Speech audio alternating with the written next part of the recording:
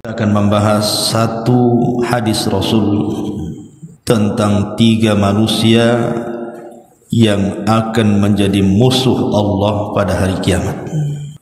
3 manusia yang akan menjadi musuh Allah subhanahu wa ta'ala pada hari kiamat.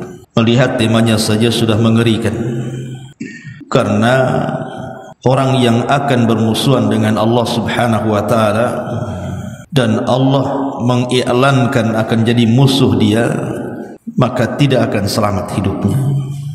Kalau kita punya musuh di persidangan, boleh jadi kita menang dengan menyewa para pengacara, lawyer-lawyer yang memang handal dan terkenal. Tetapi kalau seandainya musuh kita adalah Allah, maka siapa yang bisa melawan Allah subhanahu wa ta'ala? Allah itu Al-Aziz, tidak ada yang mampu menyakitinya, dan dia mampu untuk mengadab kita semuanya. Baik, kita akan baca hadisnya, baru kita jabarkan. An Abi Hurairah radhiyallahu anhu anin Nabi sallallahu alaihi wasallam qala Allah azza wa jalla thalathatun ana khasmuhum yawmal qiyamati rajulun a'tabi thumma ghadara wa rajulun ba'a khurran fa akala thamana wa rajulun istajara ajiran fastawfa minhu wa lam yu'tihi ajrahu. Dari Abu Hurairah radhiyallahu anhu bahwasannya Nabi sallallahu alaihi wasallam bersabda, Allah subhanahu wa ta'ala berfirman dalam hadis qudsi, ada 3 kelompok manusia. Kata Allah subhanahu wa ta'ala, ada 3 kelompok manusia yang aku adalah musuhnya pada hari kiamat. Yang pertama, seseorang yang berjanji dengan menyebut namaku, lalu dia melanggar janjinya. Yang kedua, seseorang yang menjual orang yang merdeka, lalu dia menikmati hasilnya. Kemudian yang ketiga, seseorang yang mempekerjakan orang lain setelah orang tersebut bekerja dengan baik tetapi tidak pernah dibayarkan upahnya. Hadis ini dikeluarkan oleh Imam Al-Bukhari pada nomor urutan hadis 2150. Ma'asyiral muslimin, muslimat yang dimuliakan Allah subhanahu wa ta'ala, sebenarnya hadis ini bukan menunjukkan pembatasan bahwa musuh Allah pada hari kiamat itu bukan hanya 3 orang ini saja. Hadis ini bukan pembatasan bahwa musuh Allah pada hari kiamat bukan hanya sekedar kepada 3 kelompok ini saja. Karena semua orang-orang yang berlaku zalim, siapapun dia, apapun kezalimannya, besar kecil kezalimannya, tetap dia menjadi musuh Allah pada hari kiamat. Tetapi 3 orang ini disebutkan dalam satu redaksi hadis. Maknanya 3 orang ini adalah orang yang paling menjadi musuh Allah pada hari kiamat. Dan ini harus menjadi catatan bagi kita, karena pada hari kiamat itu, jangan lagi pada hari kiamat di dunia saja, kita sangat berhajat dengan Allah, apalagi nanti pada hari kiamat.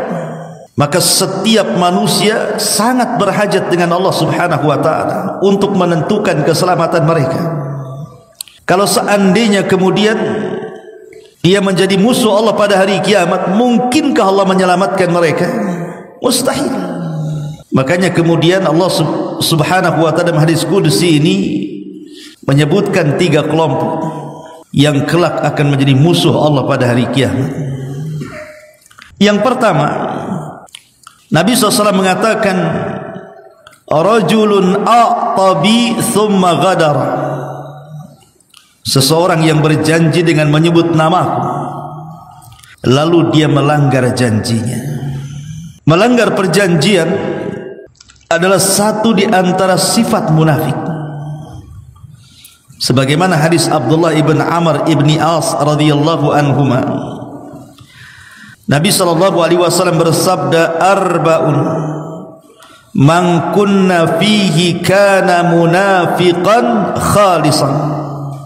Ada 4 perkara, barang siapa yang 4 perkara itu semuanya ada pada diri seseorang, dipastikan dia menjadi munafik murni.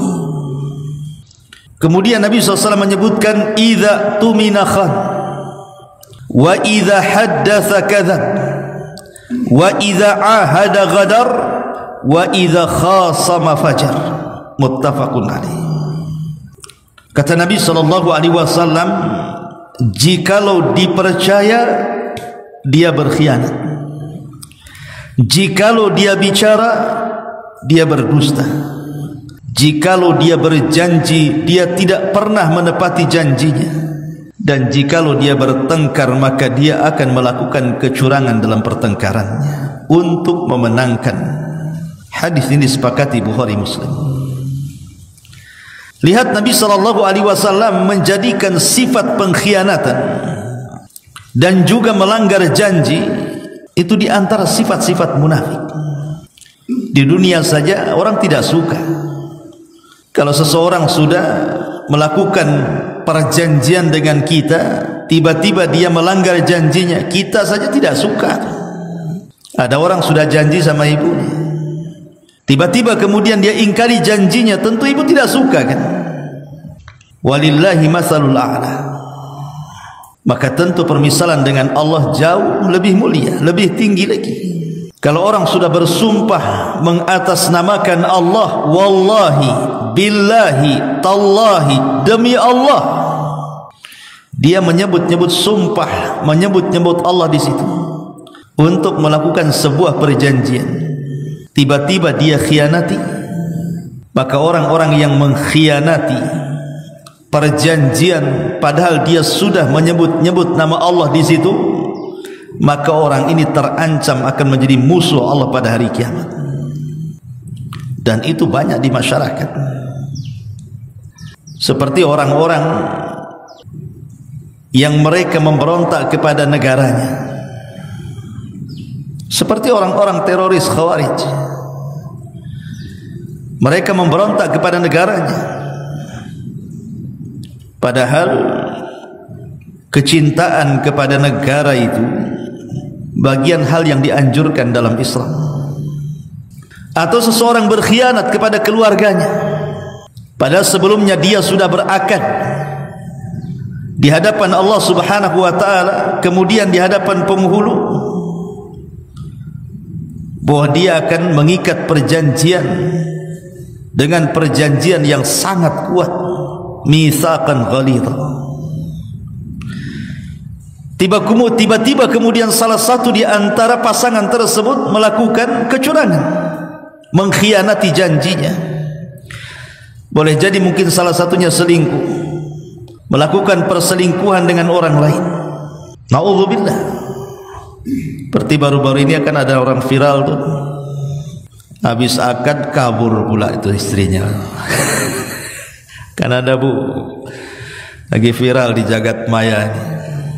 Habis akad belum pun malam dinikmati, hilang istrinya bu. Nasib baik tak kabur ke Tanjung Riau pula istrinya. Tiba-tiba kemudian wanita ini dihabarkan menurut medsos, rupanya ke tempat pacarnya.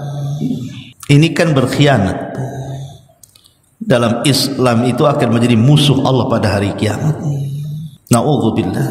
Atau mungkin ibu yang diserahi oleh suami harta dan anak-anak, sementara suami mungkin di antara suami-suami ibu atau suami-suami yang lainnya bekerja jauh, mungkin merantau, ada yang sebulan, ada yang 2 bulan, terkadang ada yang sampai 1 tahun gitu kan.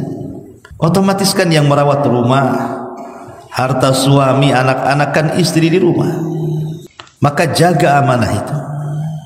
Karena banyak kemudian sengaja tuh suami tak ada nih lagi kerja nih, Ini ada kesempatan nih. Suami tak tahu, ibu shopping aja ke sana kemari, menghabiskan kiriman dari suaminya, membiarkan anak-anaknya terlantar. Bukan terlantar tidak dikasih makan, tidak, boleh jadi mungkin pendidikan kurang. Ini juga bagian daripada contoh dari hadis ini. Salasun ana khasmuhum yaumal qiyamah. 3 orang boleh jadi Allah akan menjadi musuh 3 orang ini pada hari kiamat. Salah satunya seseorang berjanji dengan menyebut namaku, lalu dia pun melanggar perjanjiannya. Ma'asyiral muslimat yang dimuliakan Allah Subhanahu wa taala, orang-orang yang mengingkari janji pada hari kiamat itu akan dihinakan Allah. Bukan hanya Allah akan menjadi musuh dia pada hari kiamat, tetapi Allah Subhanahu wa taala akan memberikan tanda kepadanya. Kata Nabi sallallahu alaihi wasallam, "Idza jama'a Allahul awwalin wal akhirin yaumal qiyamah, yurfa'u li kulli ghadirin liwa'un, faqila hadhihi ghadaratu fulan ibni fulan." Apabila Allah mengumpulkan orang-orang yang terdahulu dan orang-orang yang akhir kelak pada hari kiamat, maka akan dikibarkan bendera bagi setiap para pengkhianat.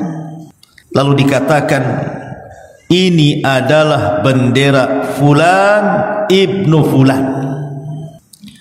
Di dunia biasanya orang yang berkhianat itu sembunyi-sembunyi, Bu. Seorang suami selingkuh sembunyi, istri selingkuh sembunyi. Ibu menghabiskan uang suami, suami kerja berbulan-bulan, bertahun-tahun, kan sembunyi-sembunyi itu. Jangan sampai ketahuan suaminya, kalau tidak nggak dikirim lagi itu. Orang yang mengkhianati negaranya, orang yang mengkhianati keluarganya itu kan sembunyi-sembunyi di dunia. Maka al-jaza min jinsil amal, balasan itu disesuaikan dengan amalannya. Ketika para pengkhianat itu menyembunyikan pengkhianatannya di bumi, di dunia, maka Allah akan tampakkan pada hari kiamat itu, dan Allah akan permalukan dia di hadapan manusia, dan Allah akan katakan hadhihi ghadaratu fulan ibn fulan. Akan dipasangkan bendera, Bu, sehingga orang akan memandang dia. Satu padang mahsyar tahu dia pengkhianat. Di dunia saja orang yang berkhianat ketahuan itu kan malunya luar biasa, Bu. Bagaimana kalau Allah permalukan di hadapan manusia? Di mana letak akan diletakkan rasa malu itu? Ma'asyiral muslimat yang dimuliakan Allah Subhanahu wa taala.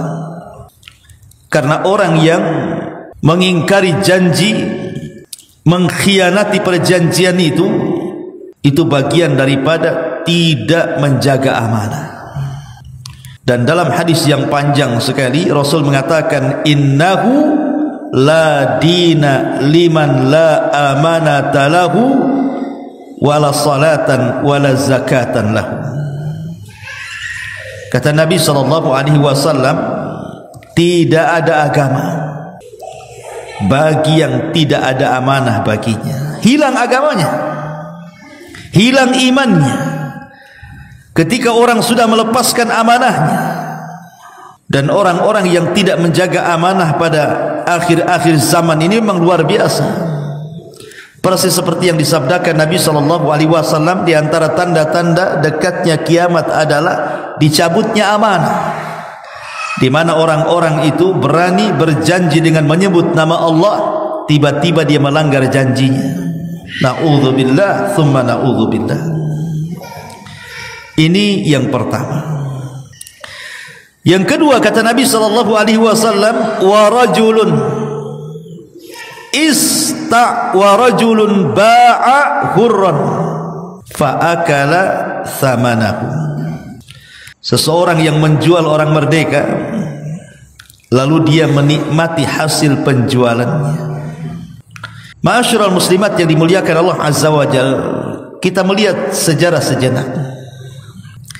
Di zaman jahiliyah, kita tahu bahwa Yang namanya perbudakan itu adalah komoditi bisnis. Jadi bisnis yang paling menghasilkan dan menguntungkan di zaman jahiliyah itu adalah jual beli budak. Sampai ada pasarnya, namanya pasar ukat. Di situ budak diperjualbelikan tuh di situ. Kemudian Islam datang. Islam datang kemudian hendak menghapus perbudakan sedikit demi sedikit. Dengan cara apa? Nabi SAW mendorong para sahabatnya agar mereka memerdekakan budak-budak itu dan pahalanya besar.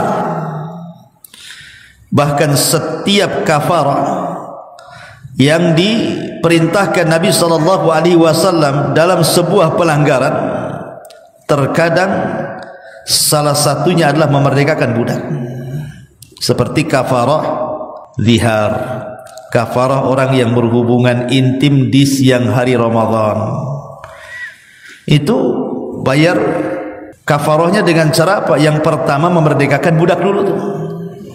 Kalau tidak sanggup baru puasa, kalau tidak sanggup masih makan kan itu. Menunjukkan bahwa Islam itu sedikit demi sedikit menghapuskan perbudakan. Karena memang perbudakan itu menyelisih fitrah manusia. Dan Islam itu, kenapa dalam Islam adanya perbudakan itu sebabnya kekufuran.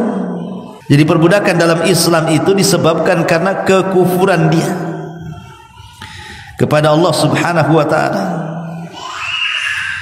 Tetapi bagaimanapun Islam memerangi perbudakan dan berusaha mengentaskan tidak ada perbudakan. Makanya di zaman jahiliyah itu, karena memang budak itu komoditi bisnis dan hasilnya sangat menguntungkan jual beli budak itu, terkadang di antara mereka ada yang mencuri orang merdeka. Dicurinya orang merdeka, kemudian dijual, dianggap budak padahal dia merdeka tuh. Contoh sejarah Salman Al-Farisi radhiyallahu anhu. Salman ini bukan budak, orang merdeka, berpindah dari satu negeri ke negeri berikutnya, dari agama dan keyakinan ke agama dan keyakinan berikutnya, berakhir memeluk Islam. Tapi lihat perjalanan hidupnya. Ketika dia mendengar bahwa akan ada nabi di sebuah tempat yang banyak pokok kurmanya, maka dia pun mencari kafilah yang bisa mengantarkan dia dari Irak menuju Madinah. Rupanya oleh para kafilah ini dijual pula Salman ini kepada seorang Yahudi, padahal dia orang merdeka tuh, dijual. Ya. Maka orang yang menjual orang yang merdeka kemudian dianggap sebagai budak, maka Nabi SAW mengatakan, ana khosmuhum yaumal qiyamah, maka saya akan menjadi musuh dia pada hari kiamat. Kalau di zaman sekarang, Bu, di zaman sekarang ini disebut dengan perdagangan manusia. Ibu pernah mendengar perdagangan manusia? Apa itu istilahnya? Trafficking itu apa itu istilahnya? Ya. Kan banyak itu terjadi itu. Orang-orang yang kemudian memperjualbelikan manusia padahal manusia itu adalah manusia yang merdeka.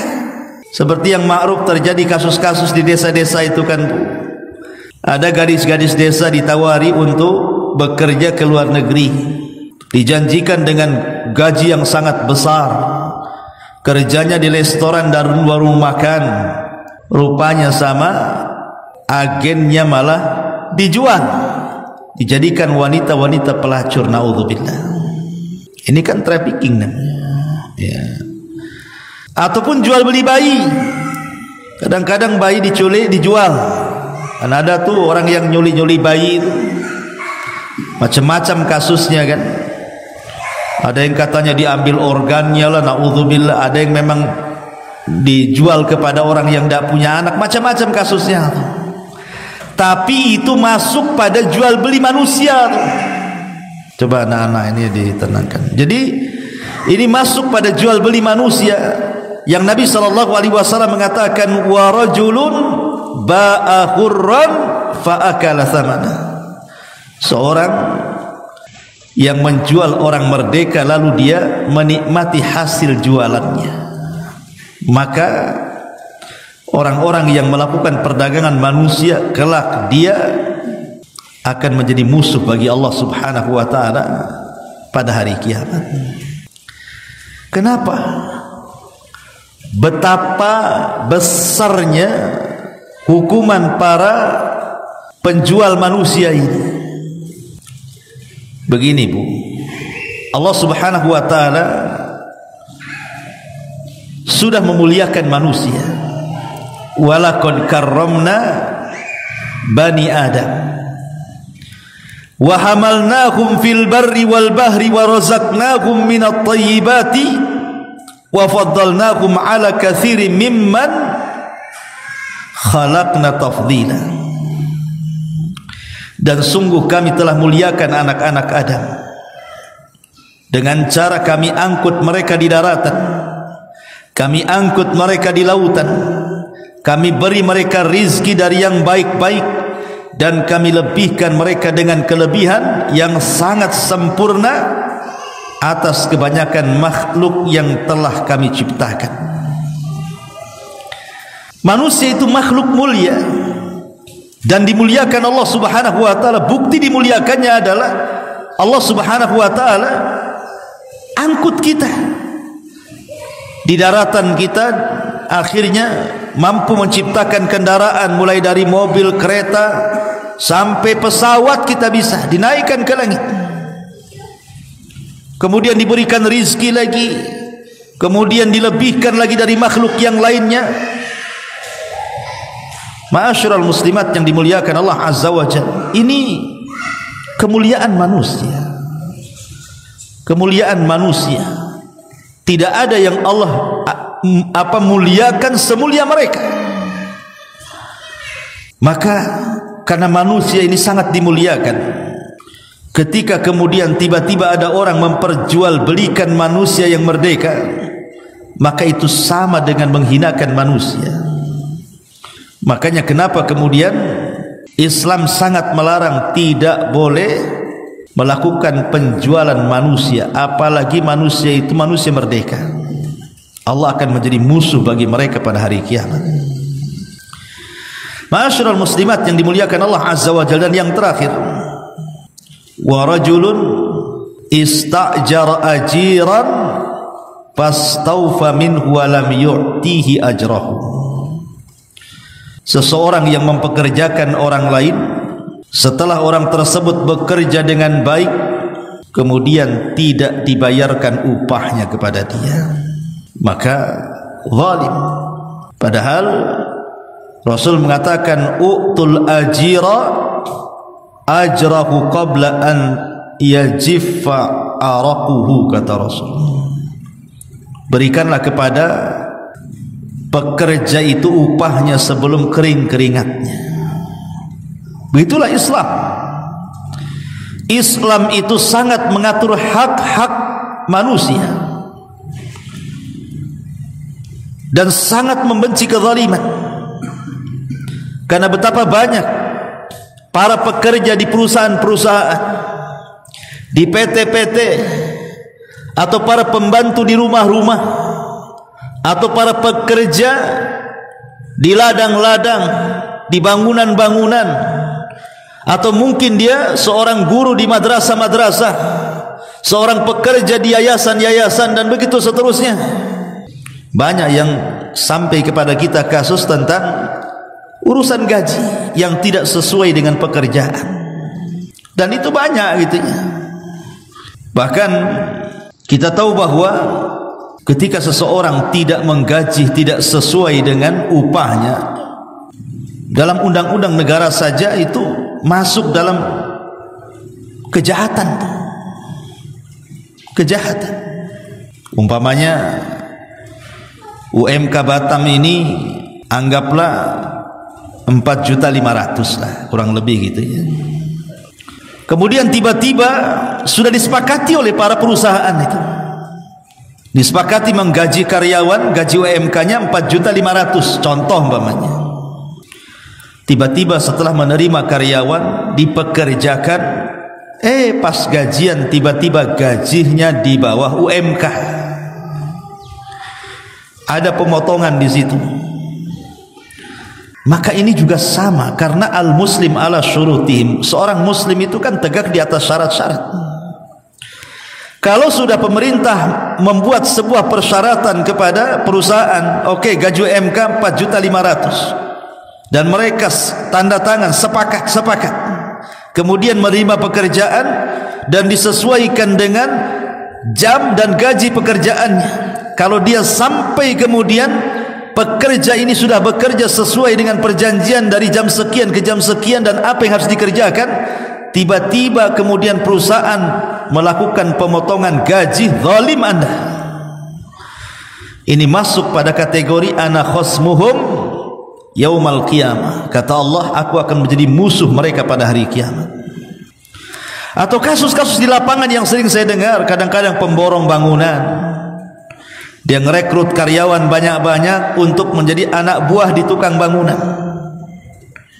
Di antara mereka ada yang curhat ke saya, Bu, ada yang 3 bulan tak digaji, 4 bulan tak digaji, setengah tahun pun ada yang tak digaji. Yang lebih parahnya pula, pemborongnya lari bawa gaji karyawannya.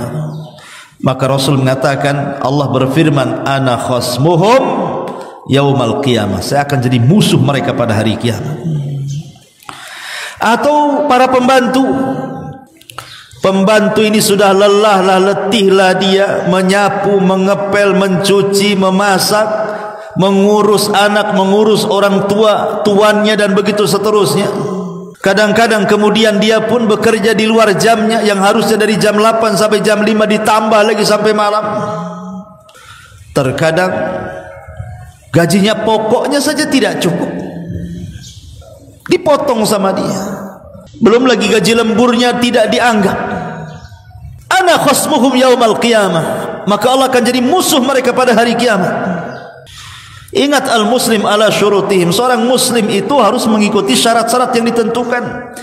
Kalau kita mencari pembantu rumah tangga, di situ disepakati dulu, kau bekerja dari jam 8 sampai jam 5, gaji tidak 3 juta, deal or no deal. Begitu kata pembantu, deal lah. Oke, deal, besok kerja. Ketika sudah bekerja dari jam 8 sampai jam 5, ketika sudah waktu gajian bulanan, ya harus sesuai dengan kesepakatan. Ibu tidak boleh memaksa, umpamanya ini sudah jam 5, sudah selesai dia bekerja, kita minta tolong sama dia, tolonglah bantu ini bantu itu, akhirnya lewatlah jam itu yang harusnya jam 5 selesai, lewat pula sampai jam 7 malam. Ini harus dibayar nih, kelewatan waktu kerja harus dibayar, karena dia berkeringat di situ. Kalau tidak, zalim. Ana khasmuhum yaumal qiyamah, saya akan menjadi musuh kalian pada hari kiamat, kata Allah Subhanahu wa ta'ala. Jadi begitulah Islam mengatur hak-hak. Atau guru-guru di sebuah yayasan, di sebuah lembaga, kadang-kadang dizalimi yayasannya, terkadang tidak digaji itu, kadang-kadang di luar persyaratan, kecuali kalau dari awal menerima tenaga pengajar itu memang sudah disepakati, kamu yang diajarkan ini dari jam sekian ke sekian, gajinya sekian, mau tidak, kan gitu. Oh mau, lakukan. Gaji sesuai dengan perjanjian, gaji sesuai dengan pekerjaan. Kalau dia sampai kemudian mengurangi ataupun dia menggaji tidak sesuai dengan pekerjaannya, maka Allah mengatakan, ana khasmuhum yaumal qiyamah, saya akan jadi musuh mereka pada hari kiamat. Imam Bukhari dan juga Muslim meriwayatkan hadis dari Abdullah ibn Umar radhiyallahu anhu. Nabi SAW dulu menceritakan tentang 3 kelompok dari orang-orang sebelum kita. Ketika mereka safar, mereka lelah letih, tiba-tiba kemudian mereka istirahat di sebuah gua. Tiba-tiba batu meluncur dari pintu gua, akhirnya jatuh menutupi pintu gua. Terperangkaplah 3 orang itu dalam gua. Didorong-dorong batu ini tak mau juga karena besar, tidak sanggup tenaga manusia. Dan di zaman itu kan belum ada belko. Sekarang bisa lah telepon belko 07 datangkan kan itu, atau bulldozer. Zaman dulu mana ada belko-belko zaman sekarang. Gimana cara nyungkilnya tuh batu yang gede yang ngalangi pintu gua tuh. Ya terpaksa 3 orang ini hanya pasrah saja. Akhirnya salah seorang di antara mereka menyarankan untuk tawassul. Hanya itu yang bisa mereka lakukan, berdoa dengan tawassul. Yang ingin saya kisahkan adalah satu di antara 3 orang itu. Dia bertawassul dengan cara apa? Dia mengatakan, Allahumma inni ista'jartu ujara fa'ataituhum ajrahum ghaira rajulin wahidin taraka alladhi lahu wa dhahaba. Ya Allah, dulu aku pernah menyuruh beberapa pekerja untuk bekerja kepadaku, dan aku penuhi hak-hak mereka, ku gaji mereka, kecuali 1 orang. 1 orang ini pula saat hendak digaji pergi dia, maka ku simpan tu gajinya. Kemudian setelah ku simpan, aku kembangkan gajinya dengan cara aku belikan beberapa ternak dari unta, sapi dan juga kambing. Dengan berjalannya waktu, unta itu berkembang, sapi berkembang, kambing berkembang sampai penuh 1 lembah dari gaji 1 orang itu.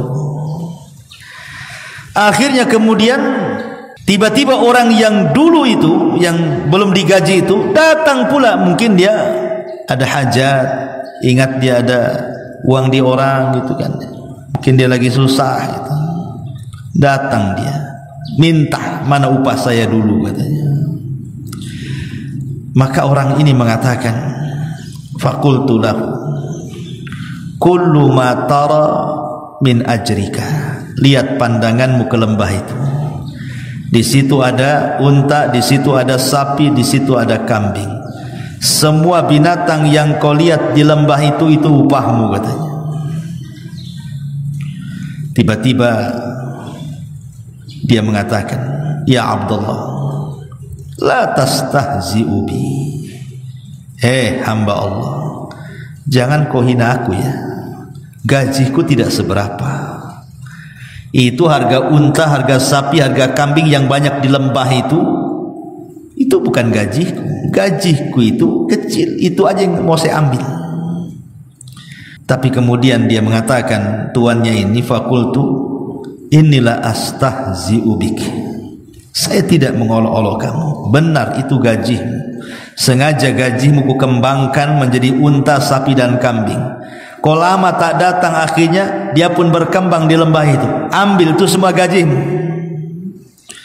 Akhirnya kemudian orang ini pun mengambil kambing, unta dan sapi dari lembah itu sebagai upah dia dulu waktu bekerja sama tuannya.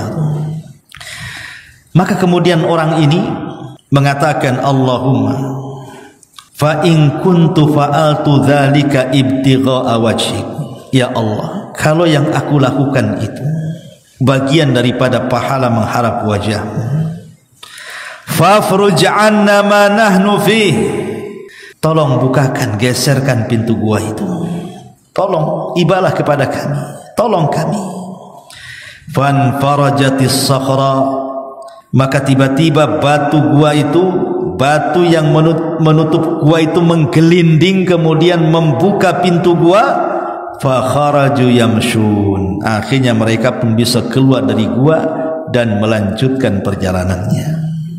Lihat bagaimana di sini Nabi ingin menggambarkan, beginilah orang-orang, balasan orang-orang yang mereka paham bahwa mereka harus menggaji karyawannya sesuai dengan pekerjaannya. Di dunia ditolong.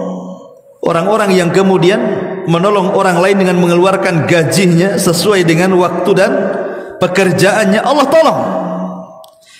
Tapi kalau berkhianat dan melakukan kezaliman, mengurang-urang gaji dari pekerjaannya, maka di sini masuk pada hadis Nabi sallallahu alaihi wasallam, "Thalathun ana khasmuhum yaumal qiyamah."